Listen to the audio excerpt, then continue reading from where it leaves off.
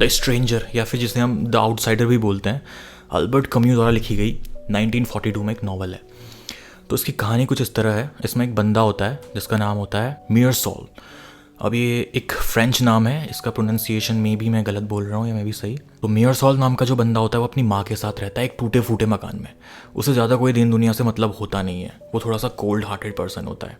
तो अपनी माँ के साथ एक टूटे फूटे मकान में रहता है, लेकिन धीरे धीरे उनके बीच अनबन शुरू हो जाती है। तो वो अपनी माँ को वृद्धाश्रम में भेज देता है दूसरे शहर में। तो ये नॉवल वहाँ से शुरू होती है। इसको एक टेलीग्राम मिलता है वृद्धाश्रम से कि इसकी माँ अब चल बसी है। तो ये सुन के ये ट्रेन पकड़ता है और पूरे ट्रेन में सोया रहता है। और वो जैसे ही वृद्धाश्रम पहुँचता है वहाँ जाके देखता है कि उसकी माँ के फ्यूनरल का इंतज़ाम पहले से थोड़ा बहुत किया हुआ होता है। उसकी माँ को एक कॉफिन के अंदर रखा होता है और वहाँ का जो केयर टेकर है वो बोलता है कि तुम्हारी माँ तुम्हारे साथ रहने से ज़्यादा तो यहाँ खुश थी, तो हमने यहाँ इसके फ्यूनरल का इंतज़ाम कर लिया है। इसका फ्यूनरल कुछ टाइम बाद होने वाला है। तो जैसे ही फ्यूनरल की प्रोसीजर शुरू होती है वो वहाँ बैठ के सिगरेट पीने लगता है, लोगों के साथ कॉफ़ी पी रहा होता है। तो लोगों को लगता है कि यार इसको अपनी माँ के मरने का ज़रा सा भी दुख नहीं है, और वो लोगों से बतिया रहा होता है। उसके बाद वो नेक्स्ट डे अपने शहर वापस आ जाता है ट्रेन पकड़ के। उसके बाद वो एक अपनी पुरानी कलीग से मिलता है जिसका नाम होता है मैरी, और वो मैरी के साथ फ्लर्ट करने लगता है और मैरी के साथ घुल मिल जाता है। और वो ऑफ़र करता है कि रात को एक मूवी देखने चलते हैं, कॉमेडी मूवी। तो रात को मैरी और वो दोनों कॉमेडी मूवी देखते हैं, ठीक है। तो उसके बाद मैरी को वो अपने रूम पे लेके जाता है और वहाँ जो भी होता होगा वो मैं अभी क्या डिस्कस करूँ। फिर उसके बाद मैरी उसको ऑफ़र करती है कि यार मुझसे शादी कर ले, हम दोनों शादी कर लेते हैं। अब वो होता है कोल्ड हार्टेड, तो वो बोलता है कि ठीक है, अगर तुम्हें लगता है कि शादी करना एक अच्छा फ़ैसला रहेगा हमारे बीच तो हम शादी कर लेते हैं, लेकिन मुझे इससे कोई फ़र्क पड़ता है नहीं, अगर हम अनमैरिड भी रहें तो इट्स ओके फॉर मी। फिर तभी जब वो अपनी बिल्डिंग में एक बंदे से मिलते हैं जिसका नाम होता है रेमंड। वो थोड़ा पिम्प किस्म का आदमी होता है, लोग उसे पिम्प बोलते हैं। तो वो मीरसॉल को अपना फ्रेंड मानने लगता है और वो बोलता है कि यार मेरी जो मिस्ट्रेस थी वो एक अरब थी और वो उसने मुझे चीट कर लिया है। अब मैं चाहता हूँ कि यार वो वापस आए, वो मुझे छोड़ के चली गई है और मैं उससे रिवेंज लूँ। तो उसके लिए प्लीज़ मेरे लिए एक लेटर लिख दो और उससे बोलो कि यार मैं तुमसे बहुत प्यार करता हूँ, आई एम सॉरी, और उसको वापस आने के लिए मजबूर करो। तो वो उसको अपना दोस्त कंसिडर करता है, उसके लिए वो एक लेटर लिख लेता है। उस लेटर से प्रभावित होकर उसकी जो मिस्ट्रेस होती है वो उसके पास वापस आ जाती है और रेमंड उसको बहुत मारता है। वो इतना मारता है कि पुलिस आ जाती है और उस पर पुलिस केस हो जाता है।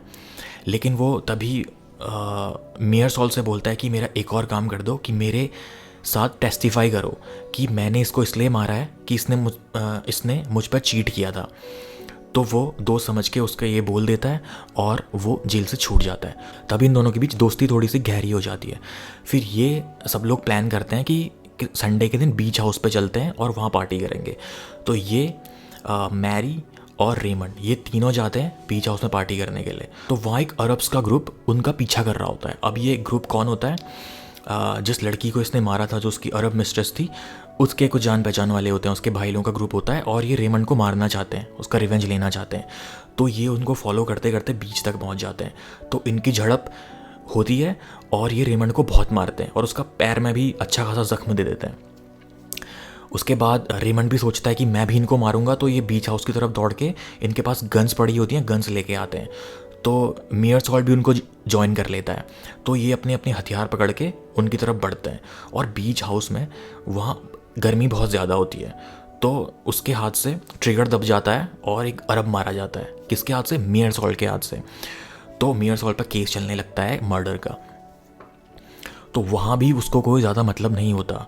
तो वो बोलता है कि भाई मेरी गलती से ट्रिगर दब गया था तो इसलिए वो मर गया। उसको कोई भी एक गिल्ट नहीं होता है कि उससे मर्डर हो गया है या उसकी माँ की डेथ हो गई है। उस पर गिल्ट नाम की कोई चीज़ नहीं होती, उसमें इमोशंस होते ही नहीं है। वो उस टाइम पे क्रिश्चियन होता है, 1942 में नॉवल लिखी गई है, तो उस टाइम पे वो क्रिश्चियन होता है। तो इसको एक मौका दिया जाता है कि यार तुम क्राइस्ट को अपना लो, भगवान के शरण में चले जाओ और धर्म को अपना बना लो, तो तुमको माफ़ी दी जा सकती है। लेकिन वो मना कर देता है कि भाई मैं धार्मिक किस्म का आदमी नहीं हूँ, मैं नहीं मानता, भगवान पे बिलीव नहीं करता, जो इंसान होता है वही सब कुछ होता है। तो वो मना कर देता है। तो उसके बाद वो जेल पर रहने लगता है, तो धीरे धीरे उसको आदत हो जाती है।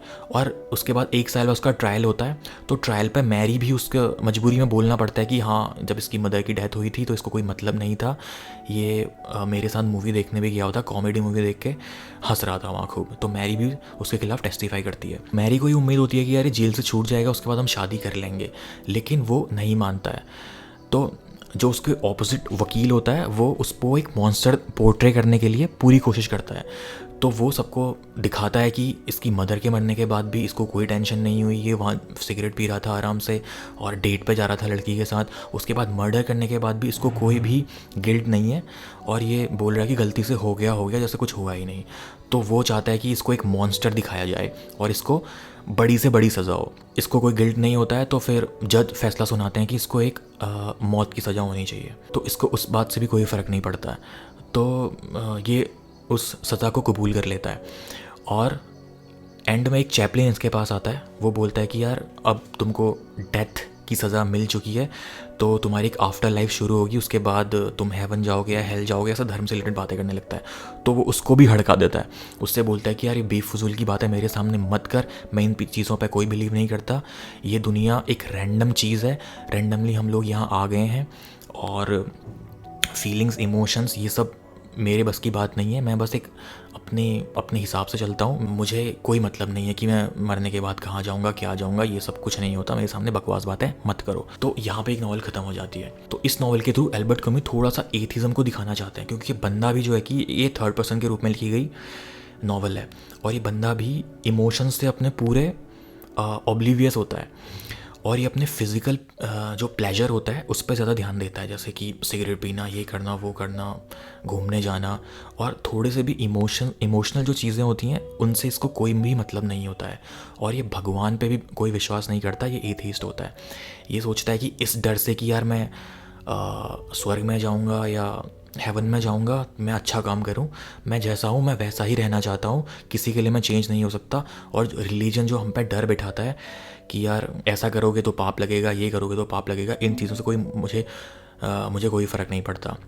प्लस उसमें मोरालिटी भी नहीं होती है, जो हो गया सो हो गया, वो इस टाइप का बंदा होता है। ये इस नॉवल की समरी है। आपको अगर ये समरी अच्छी लगी होगी तो चैनल को सब्सक्राइब ज़रूर कर देना, और नेक्स्ट समरी किस पे आपको सुननी है ये भी मुझे बता देना। Thank you.